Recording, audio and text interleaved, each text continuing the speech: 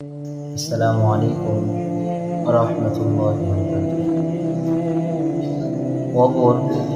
কবর এমন একটা জায়গা, এই কবরে আপনি গিয়ে আফসোস করবেন যে আল্লাহ আমাকে দুনিয়ায় আর একবার পাঠান, আমি আর কোনো গুনার কাজ করব না, আপনার পথেই চলব। আল্লাহ তখন বলবে, না বান্দা না, আমি তোমাকে দুনিয়ায় পাঠিয়েছি আমার ইবাদত করার জন্য, তুমি ইবাদত না করে কবরে এসে আমাকে বলছো, আমি তো শুনবো না। তুমি যেরাম কাজ করেছো সেরাম ফল এখানেই পাবে।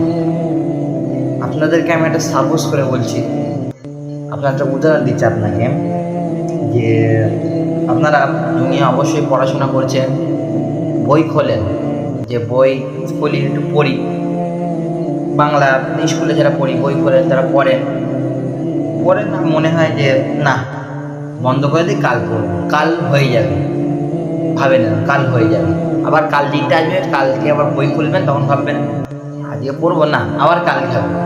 কিন্তু যখন এক্সাম চলে আসে বা পরীক্ষা চলে আসে, পরীক্ষার হলে গিয়ে আপনি যখন বসবেন, তখন না আপনার মানে টেনশন হয়ে যায়, না একবার পড়লে আমার ভালো হয়।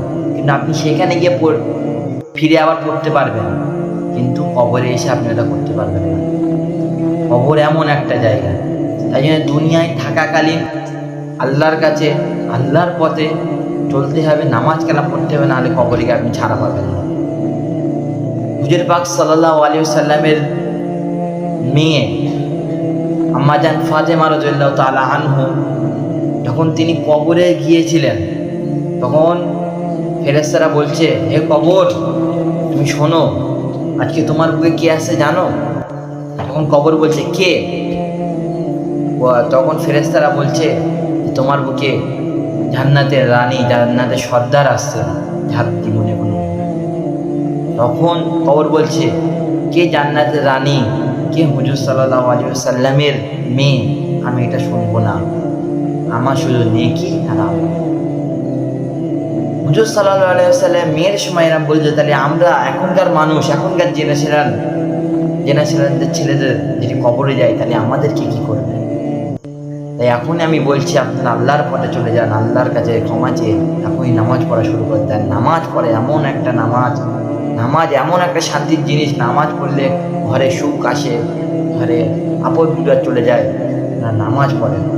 আপনাদের আমার কথা হয়তো আপনাদের কাছে খারাপও লাগতে পারে, কিন্তু আপনারা মন দিয়ে রাত্রিবেলা শুয়ে ভুলো ফিল্ম না দেখে একটু কষ্ট করে ভাববেন, না